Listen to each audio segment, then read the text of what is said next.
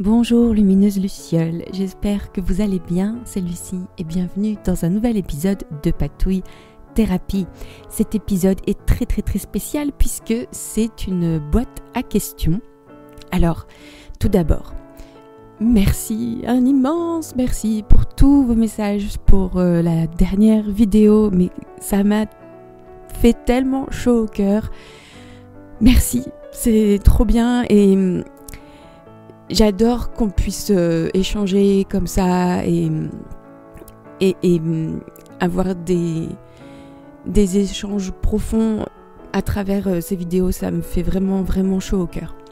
Et puis, merci à toutes les Lucioles pour vos questions. C'était un super exercice ou un super jeu de réflexion et puis c'est super de pouvoir papoter comme ça pour vous, de pouvoir échanger sur nos pratiques. Donc je vais répondre à vos questions tout en patouillant dans mon grimoire. J'avais besoin de faire une page pour noter, enfin même pas pour noter des informations, mais pour honorer mon animal guide spirituel du mois qui est le cerf. Donc je vous invite à prendre avec vous un projet créatif que vous avez mis de côté depuis un petit moment et voilà, ça sera comme si on patouillait ensemble tout en papotant. Donc les images seront à vitesse normale et ce sera donc une boîte à questions qui sera en 2 parties et la deuxième partie arrivera demain.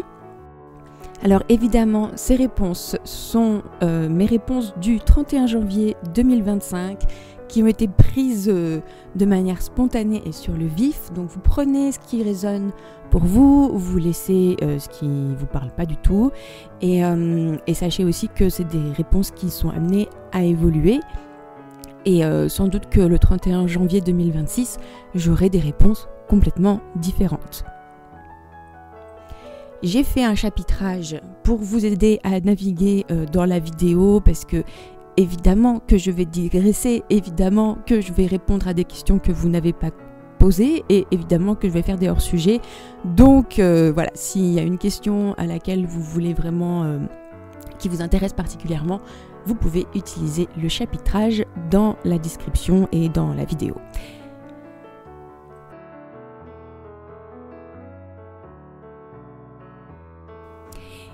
Et avant de se lancer dans la boîte aux questions, moi aussi j'ai des questions pour vous et donc je vous poserai 3 questions aussi à la fin de la vidéo et je me disais que ça pouvait être aussi un petit rituel qu'on pourrait instaurer pour continuer à papoter suite à ces rendez-vous créatifs hebdomadaires. Donc sans plus tarder, commençons avec la première question.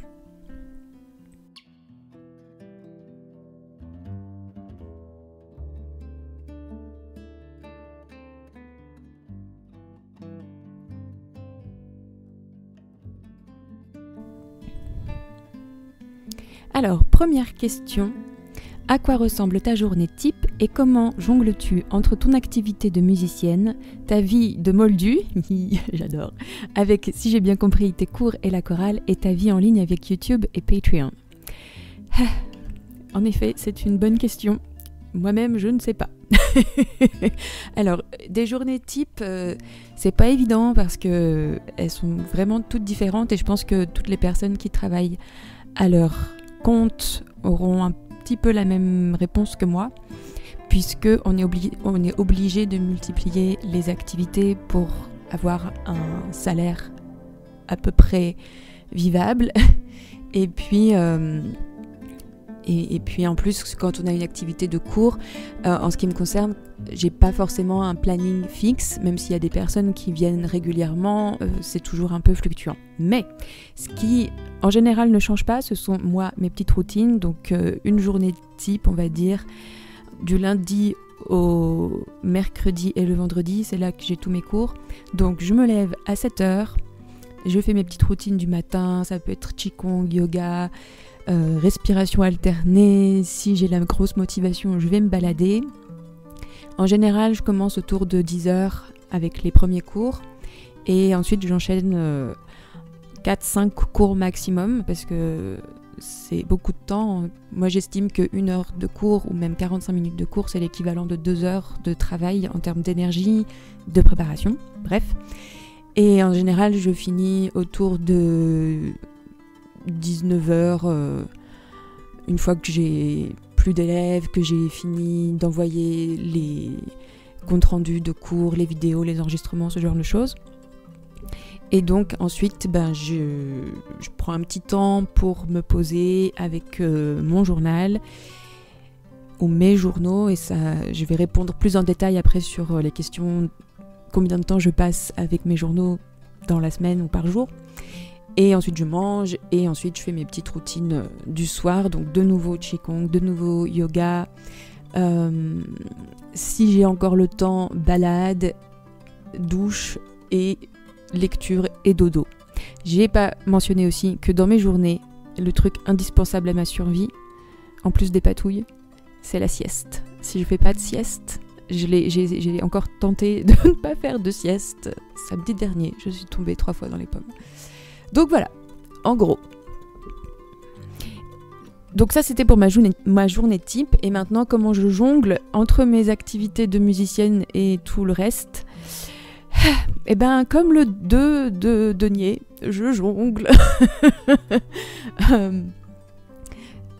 Je sais pas, en fait.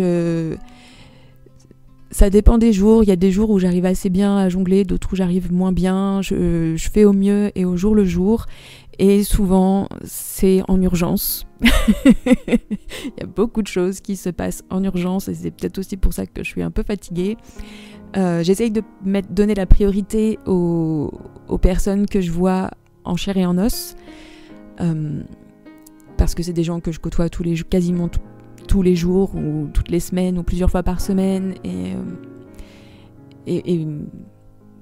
avec qui j'ai vraiment des engagements très forts. Donc il y a toujours cette priorité aux personnes qui viennent prendre des cours avec moi chez moi, ou pour les stages, les ateliers que j'anime dans le mois, ou les répétitions de musique, même si des fois je suis obligée d'en annuler, enfin voilà. Mais voilà, c'est toujours les personnes en chair et en os qui ont ma priorité. Les patouilles sur YouTube, c'est ma deuxième priorité, croyez-le ou non, mais c'est très très important pour moi d'avoir cette vidéo qui sort le dimanche, tous les dimanches, parce que c'est aussi ma bulle, c'est aussi ma soupape, donc c'est hyper important. Bien sûr, ma troisième grande priorité, et elle est tout à fait égale à celle de YouTube, c'est Patreon. Autant les Irish Music Nerds, donc ceux qui ont l'abonnement pour la musique irlandaise, et bien sûr les Lucioles.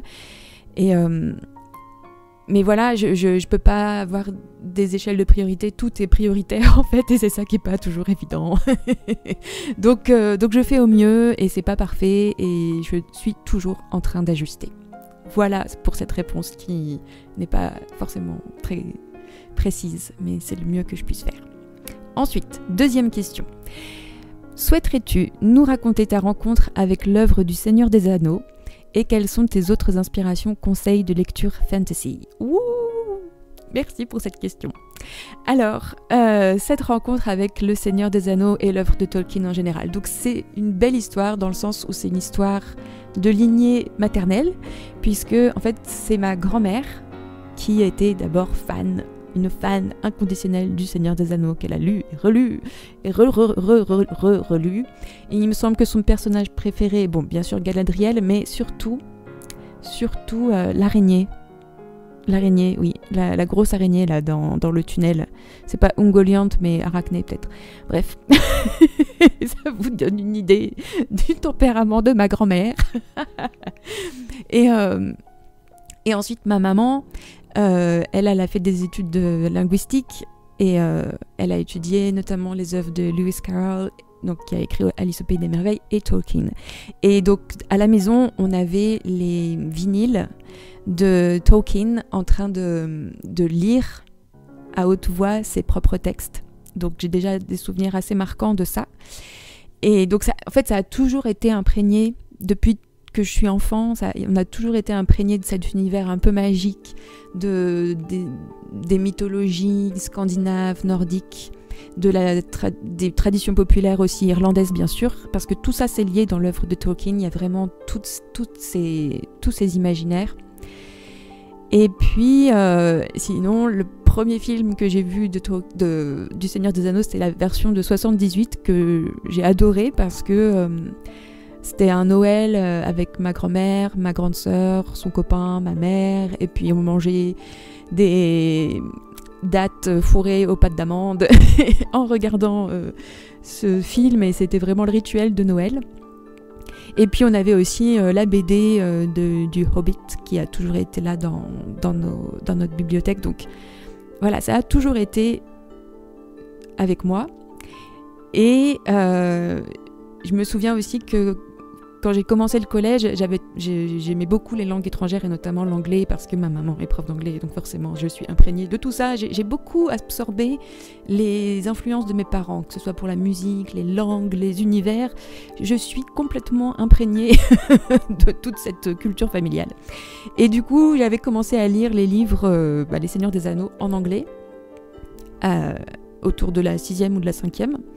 C'était un grand délire, donc j'avais un dictionnaire à côté de moi, donc j'avançais pas très vite, mais j'ai vraiment appris beaucoup de choses. Et du coup, j'étais vraiment toujours dans cet univers, et quand j'ai vu la première bande-annonce des films de Peter Jackson, je me souviens que j'étais au cinéma avec mon père, on allait voir Le Pacte des Loups, et j'ai vu je sais pas si vous vous souvenez de cette bande-annonce, c'est quand toute la communauté de l'anneau quitte Rivendell et donc on a Gandalf, on a les 4 hobbits, on a Legolas et puis Gimli et puis les 2 hommes, et je me souviens avoir presque bondi sur mon fauteuil, et puis mon père me demandait mais qu'est-ce qui t'arrive Lucie, et puis mais regarde, et puis bon, mon père lui il connaissait pas trop le Seigneur des Anneaux, et du coup voilà, je savais qu'il allait se passer ça l'année suivante. Et donc l'année suivante, on était à Paris avec ma maman, puisque ma grand-mère habitait à Paris, et donc on allait tous les Noëls, voire bien plus dans l'année, mais c'était le rituel, à Noël on allait à Paris pour voir ma grand-mère, et du coup on a vu Le Seigneur des Anneaux sur les Champs-Élysées.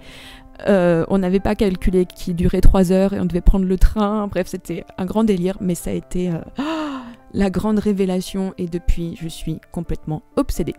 Voilà. Maintenant, pour les autres inspirations et conseils de lecture en fantasy, alors merci pour cette question, et ça m'a fait prendre conscience qu'en fait j'ai pas lu grand chose en fantastique, en fantasy, parce que je trouve que rien n'arrive à la cheville de Tolkien, et que tout ce qu'on relit, tout ce qu'on lit depuis, c'est juste un réchauffé de ce qu'a fait Tolkien. Et du coup j'ai un peu de mal, même si j'ai adoré bien sûr tous les Harry Potter, je les ai relus dernièrement, bon voilà, c'est vraiment pour les... C'est sympa. J'ai lu tous les Narnia que j'avais bien aimé, la trilogie de Philip Pullman, et on en a parlé sur YouTube avec l'adaptation de la série, mais que j'ai pas encore regardé. Mais les bouquins, j'avais adoré, vraiment. Et depuis, j'ai pas lu énormément de choses en fantastique. Je pourrais citer quand même si c'est pas vraiment fantastique, c'est presque plus science-fiction, mais il y a quand même un travail, je trouve, sur le monde imaginaire, un peu de magie et le travail des mots, du langage, et ça je trouve que c'est hyper important dans un roman fantastique.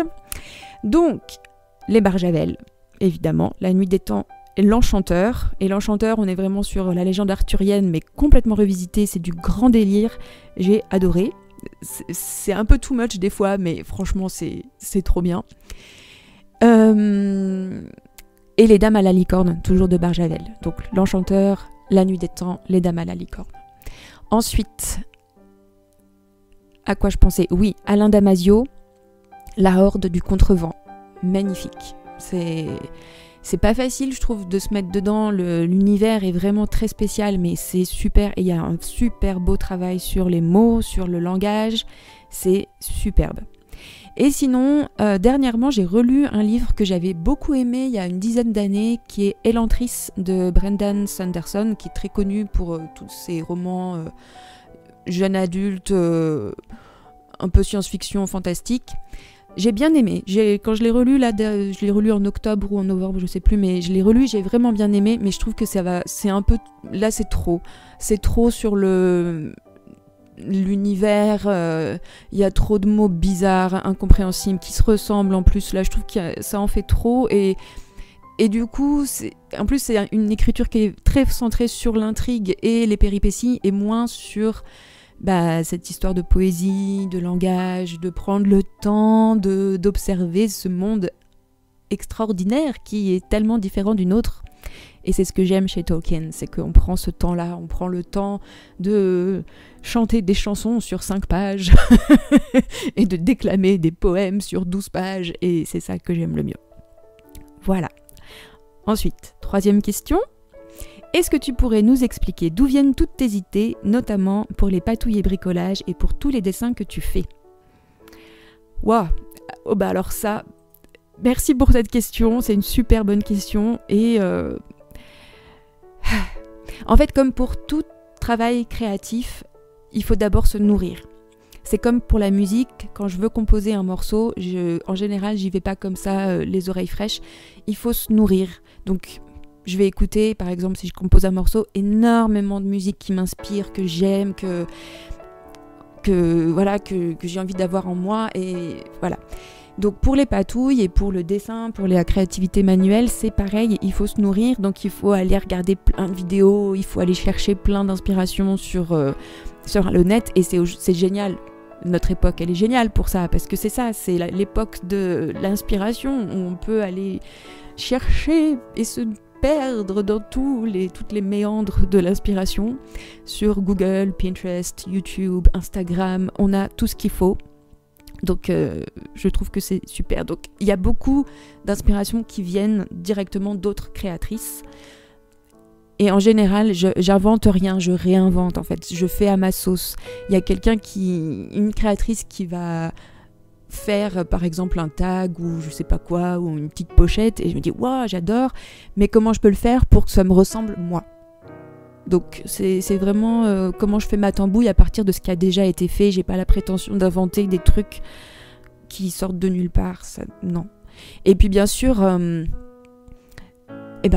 Tolkien et l'univers du Seigneur des Anneaux, ça contribue largement à mon inspiration aussi, et à modeler l'univers visuel dans lequel j'ai envie de me plonger, dans lequel j'ai envie de vivre. Voilà, donc j'espère que ça répond à ta question. Et aussi, peux-tu nous dire comment tu organises tes sessions patouilles? Est-ce que tu en fais tous les jours et le temps que tu y passes? Donc ça, c'était une question qui est revenue très très très souvent. Et je comprends, moi aussi, je me pose ces questions par rapport à toutes les autres créatrices. Donc, je sais pas si j'organise mes sessions patouilles. J'essaye d'avoir des routines, des rituels, le matin et le soir. Mais des fois, c'est très simple. Hein, c'est juste, j'ouvre mon bullet journal où j'ai juste des cases ou des petites cases à cocher ou à dessiner ou à colorier plutôt. Et des fois, ça s'arrête là. Mais un truc que je fais quand même globalement tous les jours et dont j'ai besoin, c'est juste d'écrire. Donc j'ai toujours un cahier de brouillon et souvent je peux pas commencer une journée. Il y en a, c'est le café. Moi, je peux pas commencer sans avoir juste écrit ce qu'il y avait dans ma tête et comment je vois ma journée, parce que sinon j'y vois rien en fait. Et je fais ça plusieurs fois dans la journée parce que c'est une manière de faire des réunions avec moi-même. Donc c'est pas visuellement intéressant. Je pense que c'est créatif quand même d'écrire. C'est très créatif, c'est créateur même. Mais c'est pas forcément très joli à regarder. Et d'ailleurs, ces carnets en général, je les garde pas, je les jette. Ou je les réutilise pour faire des collages un peu déstructurés. Donc maintenant, le temps que je passe par semaine ou par jour, c'est difficile à mesurer. Moi, j'ai envie de dire qu'à partir du moment où j'ouvre mon journal, même si je fais pas grand-chose, voire même rien dedans, j'estime que je fais des patouilles. Parce que rien que le fait d'ouvrir un livre, par exemple, c'était John Green qui disait « un livre, c'est une fenêtre par laquelle on s'évade ». Eh ben, mes journaux, c'est ça. Le simple fait de les ouvrir, j'ai l'impression de prendre l'air et ça me ressource. Donc, des fois, il n'y a pas besoin de faire beaucoup plus. Et des fois, il faut accepter que l'énergie n'est pas là, l'inspiration n'est pas là, l'envie n'est pas là. Mais je sais que j'ai ça quand même. Et donc, des fois, j'ai juste besoin d'ouvrir et puis je referme. Et voilà. Et pour moi, j'ai quand même fait des patouilles. Et donc, finalement, ce que vous voyez sur YouTube, en général, c'est mes patouilles de la semaine. J'ai pas eu le temps de faire beaucoup plus que ce que je fais sur YouTube. Parce que déjà, par exemple, la vidéo que vous êtes en train de voir à l'écran, ça prend plusieurs jours. Ça prend plusieurs jours parce que ça prend du temps, tout simplement. Et donc voilà, si je veux faire les vidéos et partager ça, je peux pas faire 10 milliards d'heures de patouille. Des fois, j'ai des frénésies, ça m'arrive, hein, et je vais juste balancer de la peinture sur des pages, déchirer des papiers, les coller. Ce que j'arrive à faire quand même assez souvent, c'est ma petite page du journal magique où je fais des petits collages, mais j'essaye de faire tous les jours, mais des fois j'y arrive pas, hein, et si je fais cette page-là le soir, en général, ça me prend 20 minutes, une demi-heure, et c'est peut-être tout ce que j'arrive à faire dans la soirée, quoi. Donc voilà, j'espère que ça vous donne une idée, que ça répond à vos questions. Encore une fois, je ne peux pas répondre de manière ultra précise parce que c'est des choses qui sont difficilement quantifiables, et le plus important, c'est le qualitatif.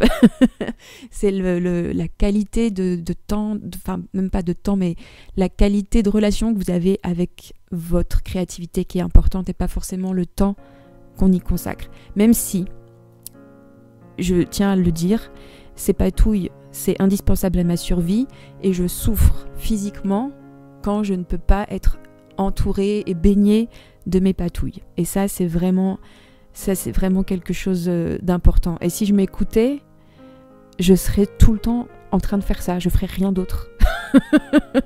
C'est comme quand j'étais au début de mon parcours de musicienne, c'était ça. Je faisais rien d'autre. Limite, je mangeais pas, je dormais pas. Et là, ça serait bien pareil, mais ça, c'est pas sain. Et donc, c'est important des fois de s'extraire de ça, de prendre l'air aussi, de faire des pauses, et pour y revenir plus rafraîchi, plus inspiré, avec un nouveau regard. Alors, on continue avec le matériel préféré. Donc, quel est ton matériel préféré pour faire des patouilles ? Quel médium aimes-tu le plus utiliser pour tes patouilles ? C'est très difficile comme question, merci les filles. Eh bien, je crois que je dirais le journal.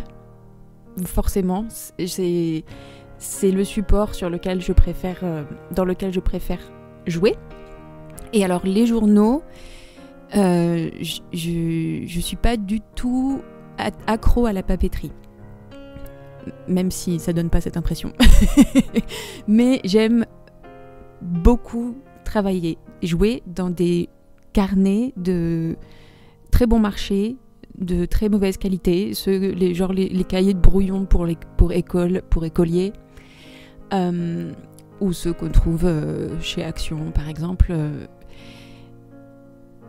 C'est ce que je préfère parce que c'est ce qu'il y a de plus facile pour commencer un journal, je pense. Et du coup, ça répond aussi à la question quel est ton conseil pour débuter son journal ? C'est de commencer dans un journal qui coûte rien et qui ne craint rien, du coup, parce que il n'y a pas de pression à avoir.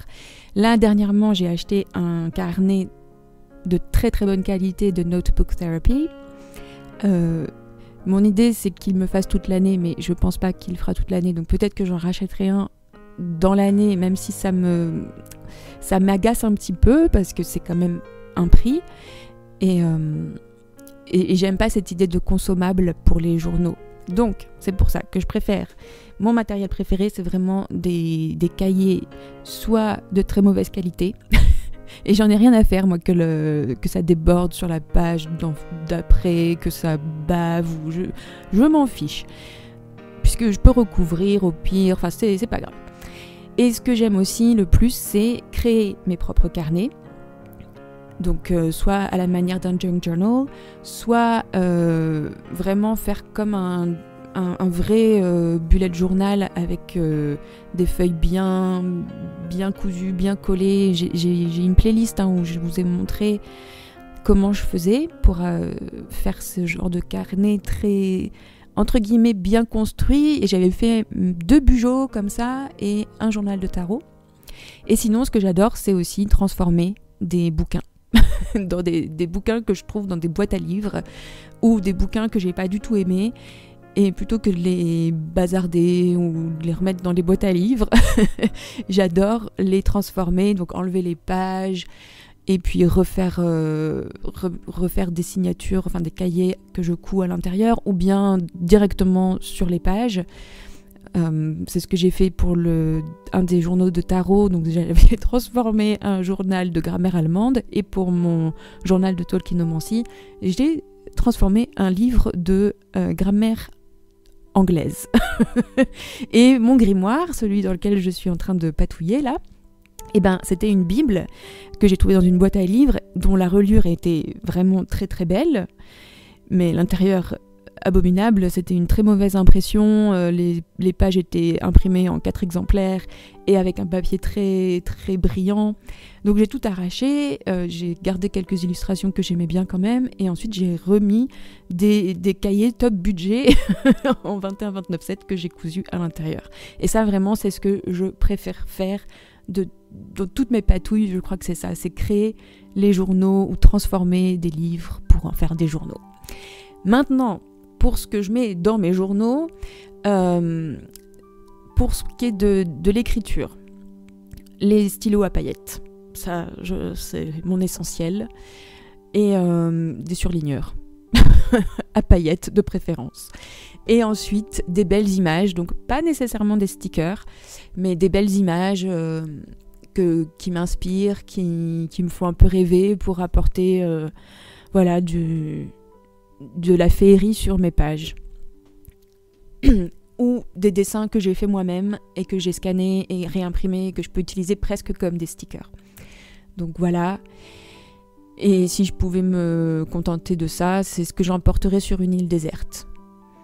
À une époque, j'aurais dit des magazines, mais je suis un peu passée à autre chose. Je trouve déjà qu'acheter des magazines juste pour les découper, parce que moi franchement je lis pas beaucoup les magazines, même Happiness qui est un peu dans mon univers spirituel que j'aime bien, bon, même ça, les articles je les trouve de moins en moins intéressants, et bon, bref. Donc si vraiment j'ai envie de faire du journal créatif à la manière de Anne-Marie Jobin, de manière avec des collages très intuitifs où j'ai besoin d'images qui viennent à moi et que je choisis pas, dans ce cas j'achète des magazines d'occasion qu'on peut trouver sur Le Bon Coin ou sur Vinted, ou alors je fouille les boîtes à livres. Des fois on trouve des magazines, ou les ressourceries aussi. Donc voilà, les stickers, ça pourrait être un essentiel, mais non.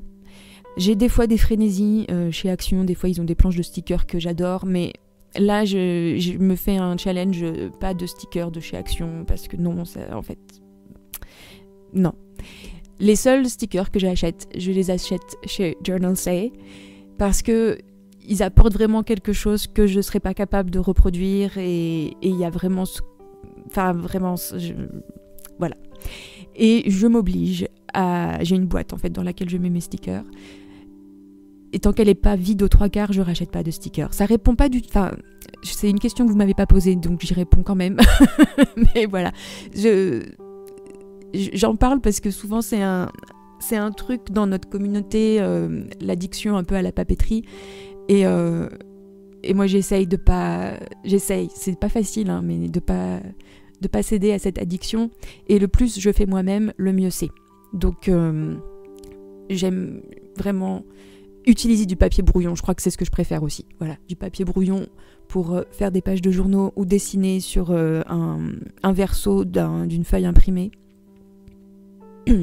Et vraiment, mes journaux magiques, les premières vidéos que j'ai faites, c'était ça en fait. C'était que des feuilles de papier brouillon que je voulais utiliser d'une manière créative. Et je faisais ça avec le moins de matériel possible. Et je trouve que ça, c'est vraiment intéressant pour débuter un journal. Il n'y a pas besoin d'avoir beaucoup de matériel. Juste un papier et un crayon, ça suffit. Et c'est aussi une manière de trouver et de garder l'inspiration. Plus on fait soi-même, plus on a d'inspiration.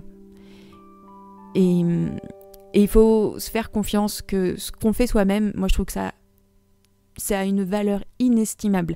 Moi, mes petites planches de stickers que je réimprime, mes petits dessins, je veux dire, que je réimprime, ils ont une valeur inestimable à mes yeux parce que c'est vraiment, j'y ai mis tout mon amour et toute mon énergie et du temps aussi. Donc voilà, je suis beaucoup plus heureuse d'utiliser mes propres illustrations que d'utiliser des stickers. Donc j'espère que ça répond à la question autour du matériel préféré. Maintenant, donc je vais essayer de répondre plus précisément aux questions pour garder ou retrouver l'inspiration et le conseil pour débuter un journal. Donc garder ou retrouver l'inspiration, je crois que j'en ai un peu parlé quand même par rapport au fait de se nourrir, de vraiment... il faut avoir cette idée qu'on donne et on reçoit, et nourrir son inspiration, on est vraiment dans le côté recevoir, d'être réceptif. Et des fois, c'est important de ne pas toujours faire. Et ça, c'est quelque chose dont on a parlé en thérapie avec ma psychologue il y a 15 jours, justement, où elle me disait c'est important aussi de ne pas être toujours dans le faire, dans la production de quelque chose, dans la création de quelque chose. C'est important aussi d'être juste passif, réceptif et de se nourrir. Et ce qui est complètement logique. Donc voilà, moi je dirais que c'est vraiment ça, de faire silence en soi, de rester immobile, de ne pas toujours avoir envie de faire, même si on est conditionné un peu pour produire, et des fois non, c'est bien de nourrir l'inspiration, tout simplement. Et une fois qu'on est bien nourri, en fait, l'inspiration et l'envie de créer va revenir. Ça, j'en suis vraiment convaincue. Tant qu'on n'est pas bien nourri, c'est difficile. Donc, alimentez votre source d'inspiration. Des fois, alors je parlais tout à l'heure de regarder d'autres créatrices, de regarder des images, voilà. Mais juste aller se balader, ça nourrit l'inspiration. Moi, quand je me balade et que je vois un coucher de soleil et un lever de lune magnifique, j'ai qu'une envie, c'est pas forcément de reproduire ce que j'ai vu dans mon journal, même si des fois j'essaie, et je suis toujours un peu déçue, mais j'essaie quand même. Mais par contre, ça m'a nourri, et du coup j'ai envie de faire un petit collage sympa, ou juste d'écrire « Oh là là, c'était joli », et puis c'est tout. J'espère que ça répond à la question pour garder ou retrouver l'inspiration. Et pour débuter un journal, qu'est-ce que je conseillerais ? Ce que j'ai dit, commencez avec des feuilles de brouillon, vous les pliez en deux, vous n'êtes même pas obligé de les coudre, moi je crois que je les collais les unes sur les autres, et ça fait un journal. Et comme c'est déjà des feuilles de brouillon, vous n'avez pas la pression de vous dire oh là là, il faut pas que je rate ma première page. Elle est déjà foirée la première page, puisque c'est déjà une feuille de brouillon qui est... Voilà, donc il faut se lancer, et moi quand j'ai repris les crayons, vraiment je savais plus rien faire, je savais plus dessiner, c'était très enfantin. C'était très enfantin et c'est super. C'est super de faire des dessins, limite des bonhommes bâtons qu'on faisait quand on était en maternelle, c'est super. C'est juste que votre main, elle a besoin de se réhabituer soit à écrire ou à dessiner, et plus on le fait, plus la main s'habitue à faire les gestes. C'est comme la musique en fait, il faut s'habituer à faire les mouvements, il faut s'habituer à bouger les doigts sur l'instrument, et il y a des muscles qu'on ne soupçonne pas, je pense, dans les doigts et dans les mains, et qui viennent être sollicités en fonction de ce qu'on fait. Donc plus on le fait, mieux c'est, et même si on a des juges intérieurs très condescendants, on essaye de baisser le volume de leur voix et d'être juste dans le processus. Et ça, c'est vraiment très important. Et accueillir la part d'enfant en soi, je pense que ça, c'est vraiment, vraiment important. Et pour ça, si vous êtes au tout début de votre aventure sur le journal, sur le journaling, je vous conseille d'aller fouiller dans les rayons pour enfants de papeterie, vraiment pour les enfants, avec des stickers très enfantins, avec des trucs très très très très enfantins, et de vous les approprier. Et ça je trouve que ça débloque plein de choses. Vous pouvez vous amuser à reproduire des dessins d'enfants, des dessins de livres de coloriage pour enfants, ou de petits stickers pour enfants, enfin... Voilà, amusez-vous avec tout ça, avec les livres pour enfants aussi, qui ont beaucoup d'images, qui souvent, si on regarde les vieux livres pour enfants, ceux qui étaient faits dans les années 70-80, où on a encore du beau dessin vraiment à la fois précis et en même temps joyeux. Ça, c'est très nourrissant et ça nous reconnecte à notre part enfantine spontanée. Parce que c'est ça, je crois, qui est le plus important. Quand on débute quelque chose, c'est la spontanéité, c'est l'émerveillement et puis de tout essayer, même si on ne sait pas faire. Les enfants font ça. On fait tout ça quand on est enfant. On patouille, on fait un chaos. Voilà, il ne faut pas avoir peur du chaos. Et ça, c'est, je pense, mon meilleur conseil. Et c'est comme ça que je fonctionne et souvent, ça perturbe les gens avec qui je travaille. Mais il faut partir du chaos. Et dans le chaos, après, vous allez raffiner, vous allez trouver les petites perles, les choses magiques.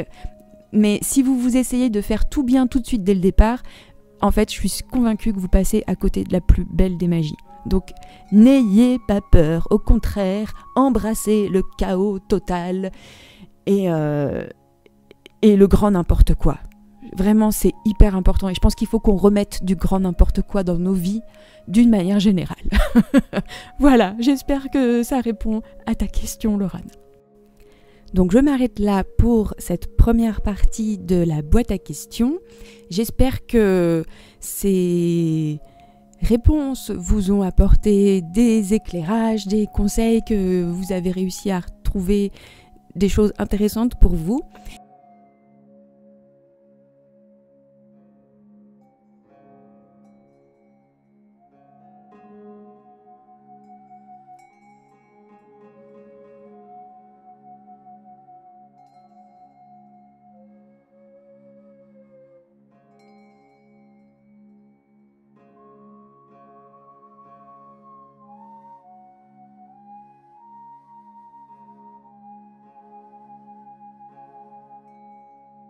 Et je vous dis à demain pour la suite. Gros bisous, prenez bien soin de vous et à très vite pour de nouvelles patouilles. Bye bye.